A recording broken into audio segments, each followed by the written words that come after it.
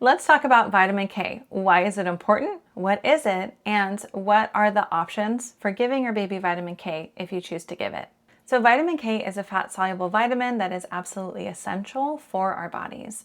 The K actually comes from the German word coagulation. So since human beings simply can't manufacture this vitamin on our own, we have to get it from outside sources, and our body doesn't store it very well. So there are different forms of vitamin K. So there's vitamin K1. This comes entirely from the plants that we eat and makes up about 90% of our supply.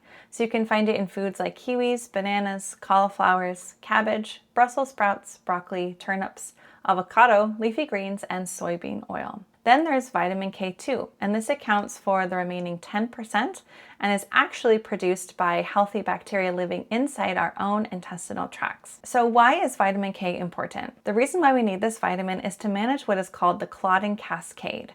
So in simple terms, vitamin K acts like a key that turns on specific molecules in our blood called clotting factors. Without enough vitamin K, those molecules stay turned off. And if they are turned off, the blood loses its ability to clot. And if the blood can't clot, it can lead to dangerous spontaneous bleeding. So how did we discover this deficiency for babies? So for centuries, medical professionals noticed that babies could start to bleed, but they didn't really know why. In 1894, a Boston doctor named Dr. Townsend noticed a link between babies who were feeding poorly and severe bleeding and called it hemorrhagic disease of the newborn. In 1930, a biochemist in Denmark made a massive breakthrough when he realized that a lack of vitamin K was causing sudden bleeding in baby chicks specifically. And then in 1944, a landmark study in Sweden looked at over 13,000 newborns. So they discovered that giving babies just a tiny fraction of a milligram of vitamin K on their first day of life dropped the risk of bleeding to death by about 5 times, which is a really significant change, right? So in 1961, after decades of mounting evidence, the American Academy of Pediatrics officially recommended vitamin K supplementation at birth, making it the standard of care that we still use today. So basically, there are 2 different ways we can take vitamin K into our body. There's the oral drops and there's the shot. So let's talk a little bit first about the shot. So when it comes to supplementing with vitamin K, there are those 2 different routes. So the intramuscular shot is the route that is the most common, right? So this is the one that major health organizations all around the world recommend for newborns. So by injecting the vitamin into the baby's thigh muscle, it is thought that it creates a deposit that slowly releases into the baby's system over several months. And so this essentially drops the risk of late vitamin K deficiency bleeding, which we're going to talk about here soon, nearly to 0, even for babies with undetected liver or gallbladder issues. The only real downsides are a brief moment of pain and irritation at the injection site. There are preservatives in many of the vitamin K injections, though vitamin K injections that don't have preservatives, so a preservative-free option, are definitely accessible. It just kind of depends on where you are and who your provider is. So if getting a preservative-free option is important for you, I recommend asking them about that. Babies who do not receive the vitamin K shot are 81 times more likely to develop late-stage vitamin K deficiency bleeding than those who do. So with the vitamin K shot, the risk drops to about 1 in 100,000 births. Without the vitamin K shot, the risk increases to about 17 in 100,000 births. So kind of what that looks like. Another option would be the oral drops. These are non-invasive and pain-free, but choosing oral drops requires a strict commitment that comes with some major evidence-based caveats. So first, the United States does not have an FDA-approved infant oral vitamin K medication. So parents are left to buy unregulated dietary supplements or use compounding pharmacies, meaning the exact dosages are not third-party verified. So basically, like if you're getting a vitamin for your baby in the United States, we don't know for sure. Like we're hoping that the company says that the amount is in the drop is what's in the drop, but we just don't know for sure because they haven't been third-party tested. So that is something to be aware of. Also, in countries where the oral vitamin K is successfully used, as the standard alternative, their healthcare systems typically include routine in-home postpartum visits. So having a nurse visit your home to administer and supervise the follow-up doses really helps to ensure that the schedule is followed perfectly, which is really critical for the success. There are different regimens for the oral vitamin K. One is the 3-dose regimen. And so this is the most common oral schedule, involving giving a 2 milligram dose 3 times, one at birth, between 4 and 6 days, and between 4 and 6 weeks.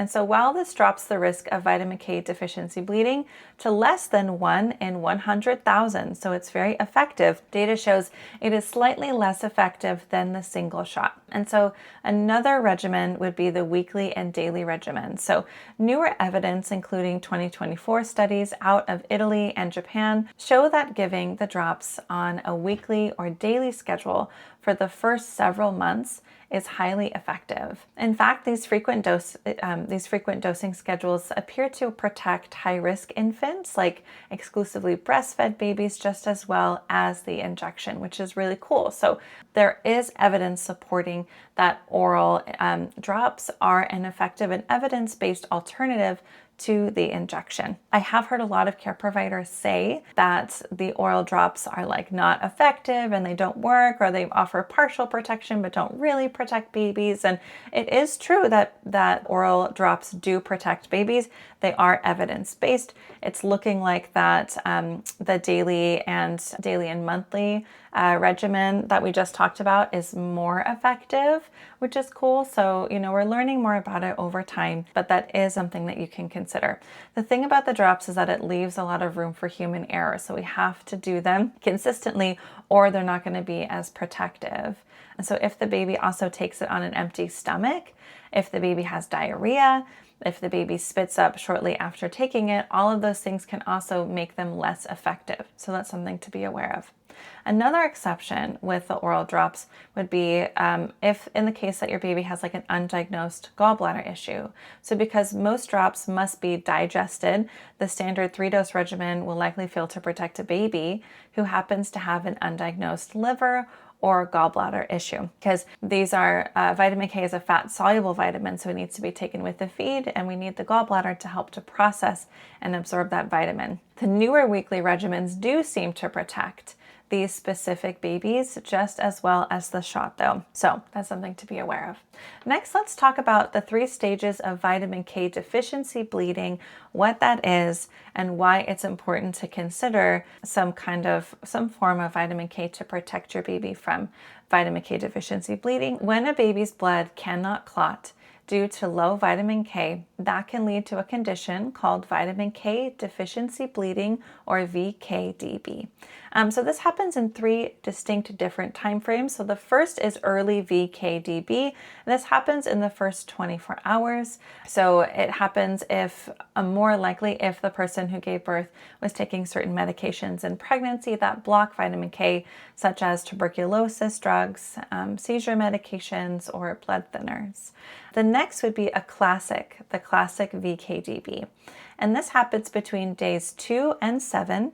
During the first week of life, a baby's natural vitamin K level will drop to their lowest in that first week. So bleeding can sometimes start here, and it typically shows up at the gastrointestinal tract, the skin, a circumcision site, the nose, or the umbilical cord stump.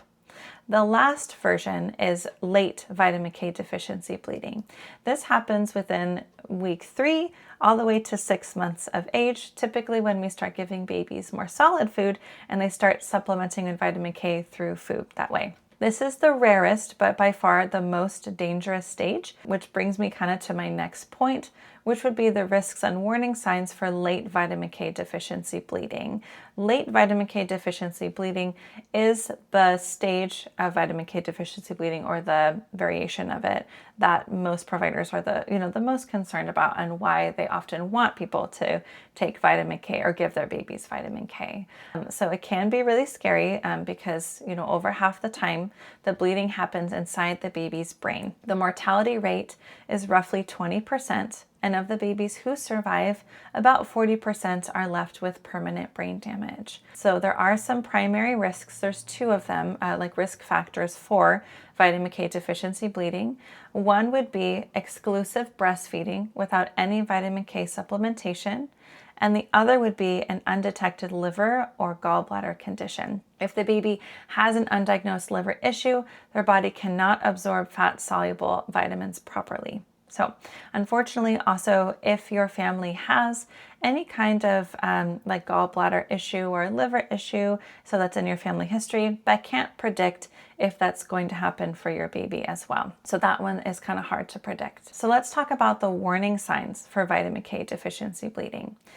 So this condition often happens without any kind of warning, but there are a few subtle red flags. One would be black tarry stools. The other would be yellowing eyes appearing after 3 weeks of age, because sometimes babies can get a yellowy tone to their eyes when they have normal physiologic jaundice, which can happen within the first days of life. So this is 3 weeks and beyond. They could have yellowing to the eyes, pale gums or skin, easy bruising, especially on the face and head, blood in their vomit or diaper, extreme lethargy, a bulging soft spot on the head, or a sudden feeding difficulty. So suddenly, like, feeding's going normally, now all of a sudden it's not going normally and it's like harder to feed baby. So that can also be a sign. I know I talked about like breastfeeding being a risk factor for vitamin K deficiency bleeding, so let's kind of go over that a little bit more. So breast milk contains very low levels of vitamin K, only about 1 to 9 mcg per liter.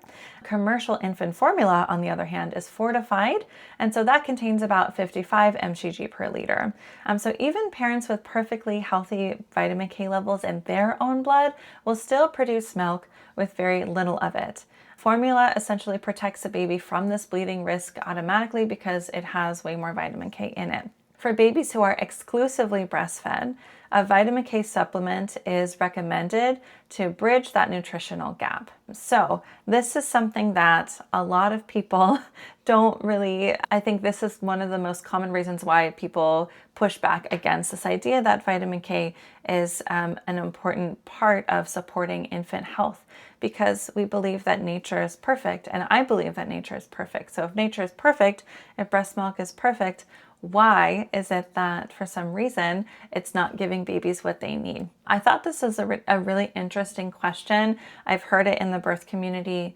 Evidence-based birth says that it's very possible that nature or evolution, because vitamin K deficiency bleeding is so rare, it happens in every 1 in 10,000 babies, so it's very, very rare.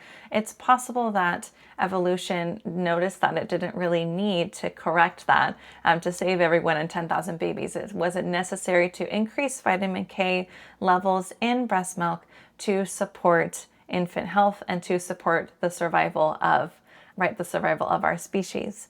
And that makes sense. So the truth is that breast milk is the best, right? Breast milk is great. We love breast milk. We love human milk. And whenever possible, it's definitely ideal to be able to give a baby breast milk or human milk. And it is also true that breast milk and human milk has lower levels of vitamin K in it. And that does open up the possibility for baby to get vitamin K deficiency bleeding. And once again, the risk is really low. It's only 1 in every 10,000 babies. But as we, just heard, with late vitamin K deficiency bleeding especially, which is like the most concerning one, it can be fatal, it can cause brain damage, and it's something that can be prevented simply by giving babies vitamin K. So let's talk a little bit more about what the internet has to say and why people are really worried and freaking out about vitamin K, why it's like becoming a big trend, like to be more concerned about it. I first want to say that before I kind of go into those myths, it is absolutely valid to question things, and I recommend that everyone question everything.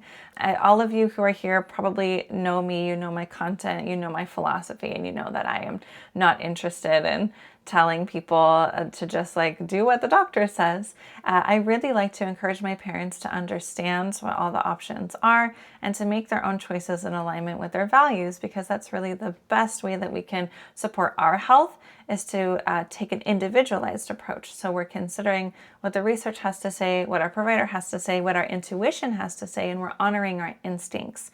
At the end of the day, You are your baby's mother, and you know what's best for your baby, right? Beyond anyone else. Like, I'm only a birth educator and your doctor is only your doctor. Like, they can give you so much, only so much support, but none of us can access your intuition. You can access your intuition, and intuition is a really important piece to consider when we're thinking about making these choices. And there are no wrong choices. It's not wrong to give your baby vitamin K, and it's not wrong to not give your baby vitamin K. What's important is that you understand the risks and the benefits and the alternatives, and you're making an informed choice, not a fear-based choice. So we're not choosing to give baby a vitamin K because the provider said, if you don't give your baby vitamin K, they're going to die, and now you're terrified and you do it because you're afraid, right? That's not a good approach. Also, we don't want to not give a baby vitamin K because we heard something scary online about it and we're so scared about it, and so we're making that choice from fear. We want to make our choices from confidence. So let's debunk some of the common myths that I see about vitamin K. I will share the first one I want to share would be, I was on social media the other day. I was scrolling and then this guy's video popped up. It was some guy who was like holding his baby and he was like, we got to talk about vitamin K. And he said vitamin K has formaldehyde and all these like really horrible toxins in it. And you should be very, very afraid and be really questioning vitamin K. And I was like, wow, that's not true. So, formaldehyde is not in vitamin K. Those other toxins that he was illustrating, those things aren't in the vitamin K shot. So the vitamin K injection has a salt and a sugar to stabilize. It has the vitamin K. It often has a preservative, though there are preservative-free options. You can look for a full illustration of the ingredients. I believe on the Evidence-Based Birth website, they have an illustration of the ingredients. You can also ask your provider, show me the box. I want to see what the ingredients are. I want to read them and I want to understand what those things are. I want to know what I'm giving to my baby. I think that's a great thing to do, to really understand what's in there. And then with the drops, the drops don't have those other things. The drops should just be vitamin K without anything else. So knowing and really understanding the truth is important. So let's talk about some more. Okay, here it is. So this one would be the gentle birth myth. So this one is also important to acknowledge. So a lot of people believe that if the baby is born, they had a really gentle and smooth birth, their head didn't get molded too much, there wasn't a long pushing phase, they weren't using forceps and vacuum. If that happened, that means that the baby doesn't need vitamin K because they didn't experience any kind of injury during birth. And it's interesting, I've actually heard like many providers say it's really important if your baby has birth trauma, if they have bruising or swelling or something like that, they get vitamin K. That's like an extra special reason for them to get vitamin K, but that's actually not true. It doesn't matter if your baby had a smooth and gentle birth or if your baby had some bruising or experienced like a forceps or vacuum delivery. Either way, babies are at the same, have the same level of susceptibility to vitamin K deficiency bleeding. So it doesn't matter if they had a traumatic birth or a smooth one, either way, the risk is still the same. So that's one myth I wanted to debunk. The next one is jaundice. So jaundice is something that occurs for babies typically after the first 24 hours of life, around day 2 or 3. What can happen is in this normal physiologic jaundice, which occurs, not long after babies are born, the liver will start to process all the extra red blood cells. Babies need more red blood cells when they're in the womb to be able to assimilate oxygen. When they're born and they're assimilating oxygen from the air, they don't need all those extra red blood cells. So those red blood cells will start to break down and they'll process through the liver. And so as those red blood cells are breaking down and processing, the byproduct of that is something called bilirubin. And bilirubin turns the skin orangey. It can make the eyes a little bit of a yellow-orange tint to them. It could give the face, the chest, baby's arms more of an orange tint.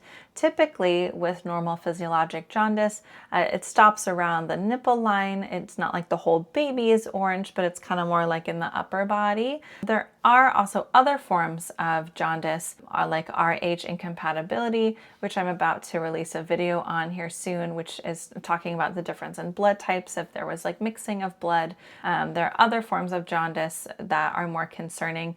Another one would be like baby starts to get it within the first 24 hours. that might mean that there's something that isn't going okay and baby needs some medical support. But if jaundice is normal jaundice is common, and it just means that babies need more milk, more supplementation to help process all of the byproduct, all the bilirubin, and they process it through pooping. And with my third, he actually had some jaundice. He was born at 39 weeks. Babies that are born a little earlier are more likely to have jaundice. My other babies were born after my due date, so I'm not sure if that had anything to do with it, but he got like really sleepy around day 2, and my milk was coming in, but it wasn't fully all the way in yet. It was like working its way in. And so I would like do some hand expressing, or I would do like that little hand pump, and I would get this like kind of liquidy colostrum, it was transitioning, but it wasn't quite at milk yet. And I would take a spoon and I would spoon feed him as much as I could every hour on top of feeding him to really just give him some supplementation. And after a day of doing that, he was perfect and the jaundice went away. So that's kind of just like a quick summary of what jaundice is. So many people believe that vitamin K causes jaundice, and that's actually not true. So the fat-soluble 1 milligram shot does not cause newborn jaundice. The rumor is left over from the 1950s when scientists were experimenting with massive 25 to 30 milligram doses of water-soluble formula. And so today the formulation is completely different, so it does not cause jaundice. The next would be the black box warning. This is the one that's really scary and really tends to scare people. So you may have heard that there's a black box warning on vitamin K, which means the FDA is saying like, this is something we need to approach with a lot of caution because it can hurt people. That's basically what a black box warning is. That's terrifying. So it's understandable that people feel afraid of that when they hear that. So what that black box warning is about, it's created for the intravenous infusions that were given to sick adults, which carries a risk for severe allergic reactions. It has absolutely nothing to do with the standard muscle injection that's given to newborns. It has to do with what we have given to adults and the reactions we've seen from them. Vitamin K deficiency bleeding is a rare form of bleeding. There's early, classic, and late. Late vitamin K deficiency bleeding is the kind of bleeding that we're most concerned of, for babies, because it can be fatal. Like I mentioned, about 20% of the newborns who get vitamin K deficiency bleeding, the late onset kind, can die, and about 40% can be left with permanent brain damage. Vitamin K deficiency bleeding happens very suddenly without a lot of warning. And so unfortunately, it's not like we can just safely wait and see if the baby starts to develop bleeding and then we take them to the hospital and they get treatment. For some babies, they're okay if that happens. Other babies, they're not okay. And so this sudden bleed happens internally, typically without a lot of warning and without injury. So it's, most cases are idiopathic, which means it just happens suddenly and we don't know why. Like we don't really understand the reason. Other cases are due to like a clear injury or something happened to the baby, but most of the time it just happens suddenly and we just don't know what caused it. A vitamin K deficiency bleeding can be reduced almost to zero by giving the baby the vitamin K injection. An alternative to the vitamin K injection would be the vitamin K drops. And so like I mentioned before, the only things to be aware of with the drops is that you want to pick an evidence-based regimen and stick with it. There's that 3-day one, 3-dose one. And then there is the one where you're doing it from the beginning all the way through monthly, through 6 months. And we're seeing that the evidence is saying that's more effective. If the baby has a diarrhea or they spit up, that might impact how much the baby got. So that's something to be aware of as well. If there is a gallbladder issue or a liver issue that's undiagnosed in the baby, that could maybe make it harder for them to process the vitamin K through the drops. Though we're finding with that newer regimen where you give it to the baby all the way through 6 months, that is protective or can be protective even with babies that have the gallbladder or liver issues. Let's ask questions. I read that vitamin K injection can raise the levels too high and cause a stroke. Is that accurate? And what's the evidence regarding that? That is not true. The vitamin K injection cannot make the vitamin K levels go too high and cause a stroke. A stroke is not a side effect of the vitamin K injection. And, if you're worried about the vitamin K injection doesn't feel like the right choice for you, maybe the drops would be an alternative that would feel a little bit better. So, but yeah, no, there's no documentation that vitamin K injection will cause a stroke. Next one, can I ask what your personal opinion about it and if you gave your kids the shot? Sure. Yeah, so I did. I gave all of my kids the shot. And I'm the kind of person that many of you know me, like I said before, know my philosophy. I'm not just following every schedule and routine and doing whatever I'm told. I'm much more like, give me the evidence. I want to like know what's going on and I want to understand what all my options are. Honestly, looking back, I think I would consider the drops. My midwife just gave me the vitamin K injection that she had. I didn't ask if she had a preservative-free option. If I were to have another baby, which I won't, I'm done having babies. Looking back, I think like I would rather have a preservative-free version. So that's what I would do if I had another baby, but I did choose to give it to all my babies just because I remember like looking at a study, kind of comparing back when I was pregnant with my second, vitamin K with families who didn't give their babies vitamin K. And there was just reports of like all these parents who didn't give their babies vitamin K, and all those babies, the babies who passed away from vitamin K deficiency bleeding, didn't get it. And the parents were told, it was really interesting, I can't remember the study, but the parents were told incorrect information about vitamin K, were encouraged not to get it, a lot of like fear-based stuff, and that's why they didn't do it. And then their babies ended up, passing away. And I saw that and I was like, okay, well, I'm just like, I'm not going to risk it. It doesn't seem like a really high risk thing to give to my baby. And I just really don't want to risk my baby getting vitamin K deficiency bleeding. So that was kind of what made me feel like, yeah, we're doing it for me. Like I said before, there's no wrong choices. It's really just about choosing what feels right for you. Do you know why doctors require it for circumcisions if the bleeding risk is so low? Yeah, that's a really great one. And the bleeding risk is very low with circumcision. And I think it's just a liability thing. Yeah, because like if maybe baby does happen to have a bleed, and then like during a circumcision and they didn't get vitamin K and then the bleed gets out of hand, and then something happens to baby, then they're in a lot of trouble. So liability really impacts the reasons why some of these policies exist. So that's probably why. Next would be, but aren't they given the same vitamin K shot for adults and newborns, or is it because newborns get a similar dose? So for adults, for that black box warning, if that's what your question was about, for the black box warning specifically, that was when they were giving higher amounts of vitamin K through injection or IV to adults, and some adults had a bad reaction to it.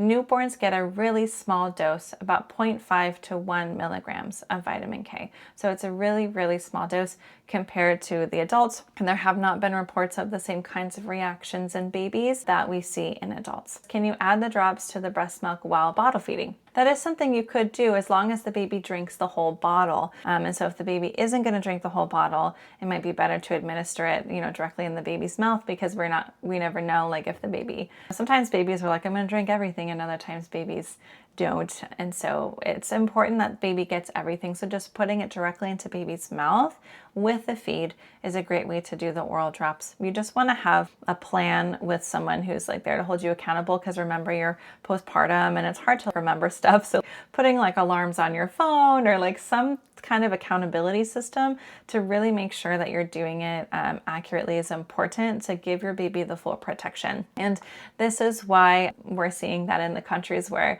vitamin K drops, the oral drops, are more commonly used, is because they have people coming over to their house to give them support. And, and so like that makes a lot of sense that they're getting someone who's kind of holding them accountable and making sure everything's going okay with that administration. But, here in the United States, you're kind of just like on your own, figuring out if that's something that you want, and then like having to do it on your own and research and find the drops yourself. And it just can feel a little bit more overwhelming because we don't have that like cultural support.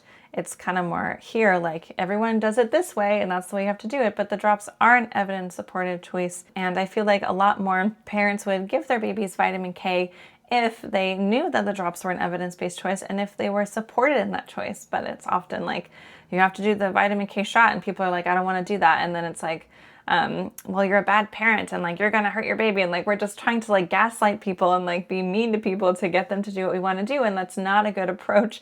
Instead, we should respect people's choices and let them choose from all the information available. I would love for, I'd love for the culture to change, but it is like the way it is right now. So can you, as a pregnant mama, take vitamin K and then pass that onto your baby through the breast milk. A midwife teacher that I supported, that I learned under, she supported me. She did mention to me that if moms are wanting to not do the vitamin K shot, she would recommend the drops, and she would also recommend the mom supplement with the vitamin K. And if you're supplementing within a reasonable amount that's safe for your body, I don't see any harm in that. But unfortunately, we can't raise the levels enough in breast milk to give the baby what they need to give them adequate protection against vitamin K deficiency bleeding. Doesn't the colostrum provide the vitamin K?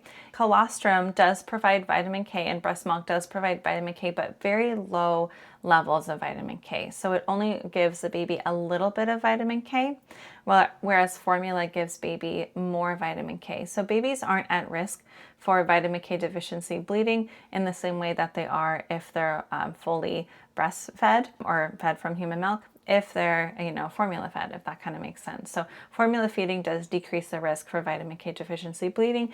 Breastfeeding increases the risk. And the way to navigate that would be to supplement the baby with some vitamin K, whether you're doing a shot or you're doing the drops. This is like a hot topic. So yeah, it can feel like a lot, and we all want to make the best choice for our babies. And I just want to say again that there's no wrong choices.